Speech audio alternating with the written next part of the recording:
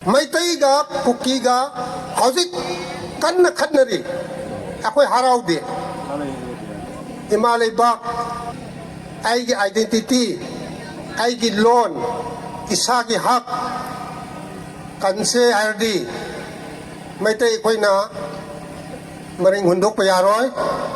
maring ai koina Meitei thadok pa yaroi aina laksabse aigi masing ngang ito ba wari se atopada thim se atopta ngang zaroi Meitei haiba jati siga maring haiba jati si ani marakta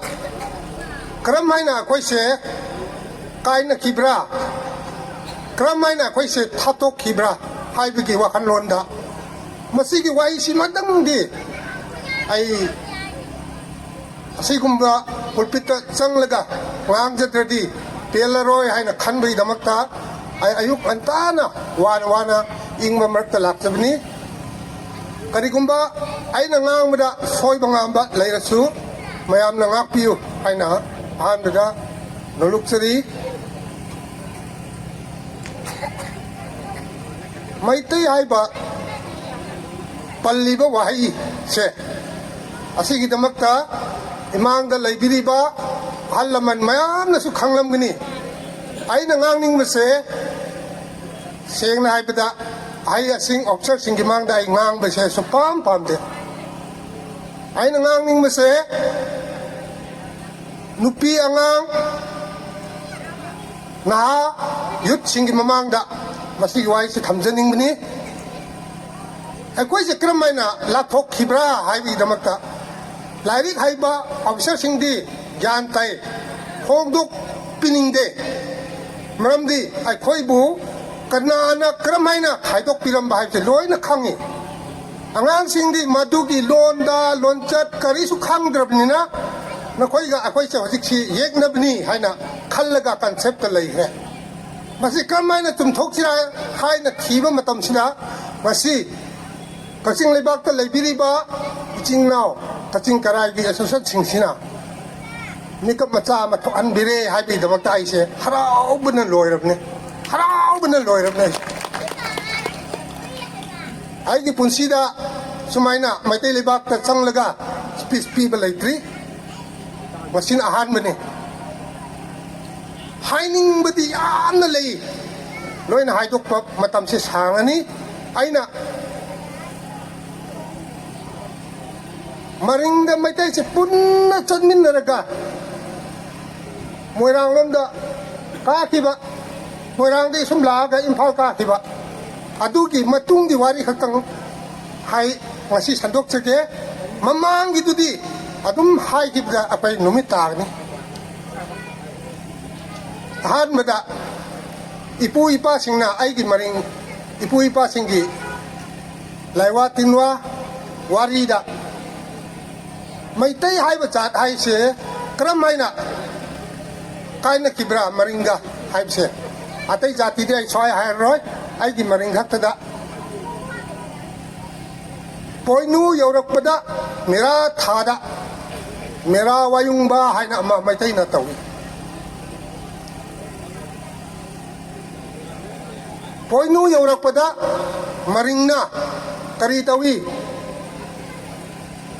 March April adwai degi lambi thinghibduna laiwana thingaga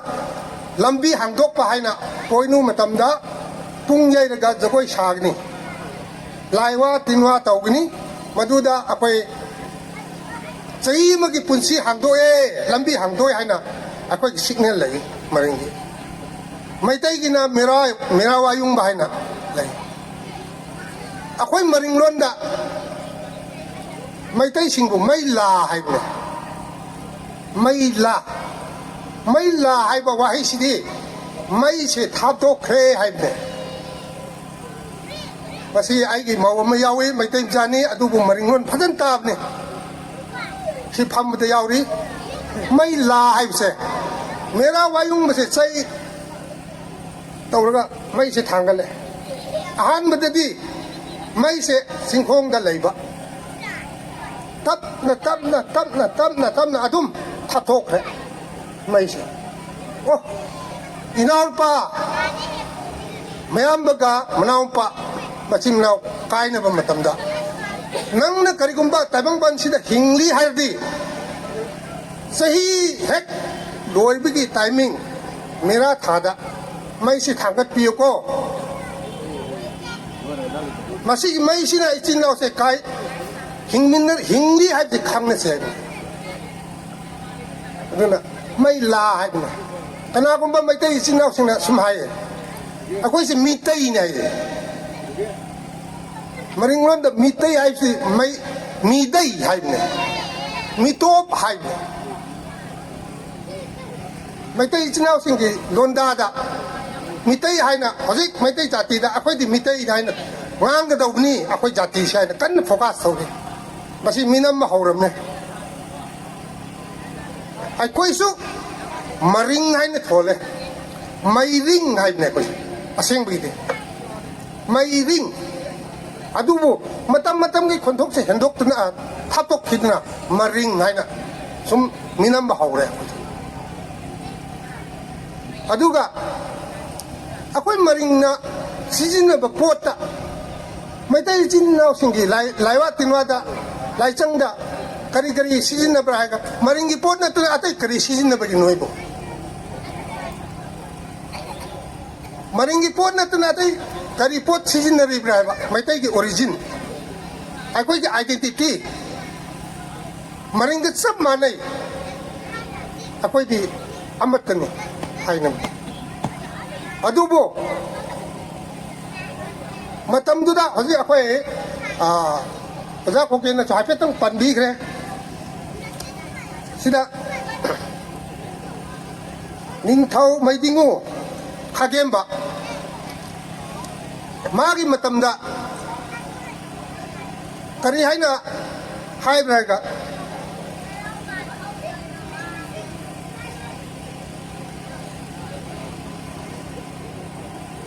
muba ningthau gi minai ne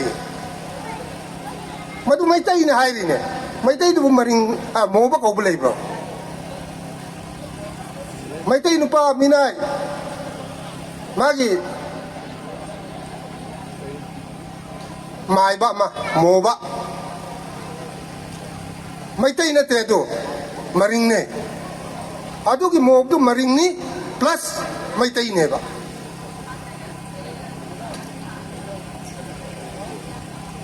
mo ba hai ba Meitei singi hojik min thon jibu sak su manadaba mit na manadaba na hutba party khana akoi bu dominate tawraga tokai le han masi matungda Meitei ichinnaw sing oiro maring oiro akoi si na hutpani ko na hutpani Brahmis pum na hut bro mayang mu na hut li bro na hut ba jati yelau mi natte hai ba yate moi si yelau mi ne oiram ba yai plus jati di akoi khet ne ba e blood e di khet ne na hut ba party akoi si e matane hojik Manipur da aina parman ma pige isa na sangli uba Manipur imalibak sida namai hapa jati kya lai Meitei ga maring na tana namai hapte kanasu namai hapte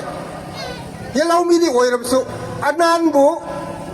akoi ga thangnari ba jati akoi district lai ba anan sibu namai haprai ba hapte adu moi su yelau mi ne ba Manipur sida yelau mi mayam laye adubu jati manaba e manabdi Meitei ga maring na tana atop laite ase akoi thatok na bse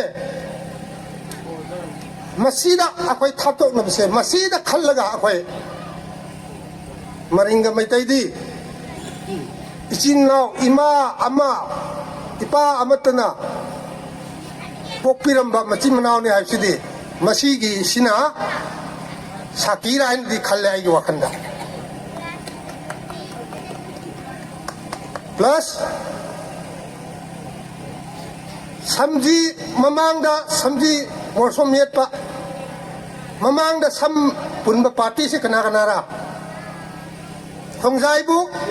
mamangda sam pun bro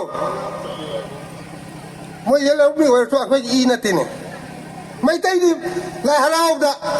mamangda samji thong ine maring su samji mang thamine khet na daba chen ba yaroi daba Meitei sinabu ai gi kok ta pali ba sam si bu sam hai na tro ai gi maring su sam hai ne maring sing na sam hai se hai gnu se Meitei gi ne hoi Meitei do ai khoi ne khong ba ya de ai na hai chak ai na chari ba chak si bu anan na bu chak hai bro tang hun na bu chak hai bro mayang na bu chak hai bro Meitei ka maring khatani ne khong ba ya da ba chak se ngang se chen ba yaroi maring su chen ba yaroi Meitei su chen ba yaroi sangbai si bu sum leng leng ba yaroi sangbai si bu Meitei bu sangbai hai dro maring su sangbai hai ne koki nu sangbai hai bro asine ai koi gi yam nong si jaraba ai gi Meitei gi isin naw sing hendok na maring gi isin naw sing hai tare ai jati atai di paloi thank you maringa Meitei gi marakta lainariba asi hai haudradi aina tabang pan sida hinglubugi atha laite haibse ai si haijaning mani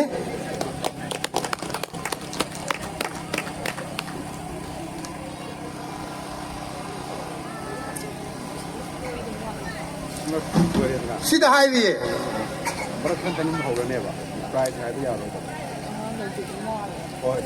ono ono ona haibi ningthau gi manai ne sisu mai ba mani ai khoi na kon dak hai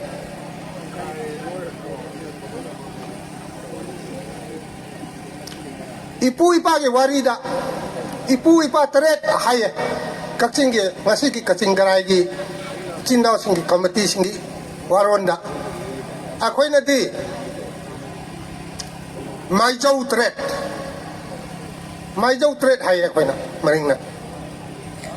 masi maring gi warida mai jau tret hat ki bse mayang sing na moi gi dramo chat tab ya de hai bi damakta ai khoi bu hat pania ba chaning de ba ni mai ba tret se akhoi lon de sulaye madu khang bangam de mathang hat ki bi damakta ai khoi na tongan Meitei na tongan Hinduism na kangkap tauba ayam makai tapak telau ke sup ya yaning do mi sing di sing de ka karam dai da machim naw na sai gi dak saki si pina bne ba mira wa yung bi akai na lamlat hai bi lamlat nga mai na hingla bi hinglim phau di poinu matam sida pung gi makhon senbung makhon tarim khaidi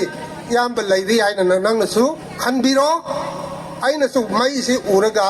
inaw pa hingi ai na khanbiro hai se akoi isin naw gi witness ne aduna wasi inghauri ba lem hauri ba punsi akoi gi punsi sida Meitei ga maring sidi tatna thadoknaba yadaba thadoksu nungsinadраsu noma natradi nomadi masigi sina akoi lipun oiraga ima leibak Manipur se kanbada khitang oirabsu saruk oigadra haina aise mafam sida wahai amani ngangba laksabani adu aina point amakak hozik ai isana penjedaba Manipur da lediba yelaumi akoi gi Meitei ga maringi marakta lathokna khraga nungsinadana lai khraga ima lebak Manipur country ye ningki turendegi na amuk mayang na tangkai ma ning thau na amuk tangkai ma ndokre housing border fencing tauringi sida ai khoi ki Manipur da kilometer tret lausila ise kana na sunga tokte maring khak tan singa tho leiri Imphal da nungai le di kan roi kaching da nga nungai di nungai ba how ba sara kan roi imale ba kan se hairab di sing da se akhoi gi ching so akhoi Meitei gi ne akhoi maring gi ne akhoi yel homi gi ne kari tauri ba tum la ga lai ba tum ma matam na te hoji lausil ba lam se pithiri sida lanjao thoi lan hat na ri mi hat na ri bom kap na ri ai se lam gi damak ne ipu ipa na thambiram ba ai gi iram dam sibu nakan na da thaido ga nongai ba thiraga politics sanaraga lam du mingon da pithok ki ba asina ai gi lalla ai gi iran na te ai da hayang sirani icha su singdi hauzik yengo imphal da letin sapham leitre ching da ka kai lei ki tro tabak ta kai yum sapham lei bro leite cookie ki ichin now sing na 1967 da refugee oina laga ai gi lam da phawa khunda sile ai ga case to na re akoi da thang na yal le moi gi lam ne ai madu matamduda Manipur da leba Meitei ichin now sing si kari tauri bra maringa khongjai khatna re harau ri harau bam thok bra ima amategi machani ipa amtegi ini harau bam thok the Meitei ga Kuki ga hauzik kanna khatna ri akoi harau de aduna maram oidana nungsijraba ichinau sing kari oirabasu imalai ba izati aigi identity aigi loan isagi hak kanse ird Meitei koina maring hundok pa yaroi maring ai koina Meitei thadok pa yaroi nungsijanarba tampak ta leiriba inau nupa ching da leiba mayam ba akoi se kari oisu isa na loan chakcha phijet mit na khongbi khudon manaba akoi se ima amatna pokpani haina lauraga ngasidikina akoi amata oina hingmina se haiba wai si thamaga matang sida loisinjari thank you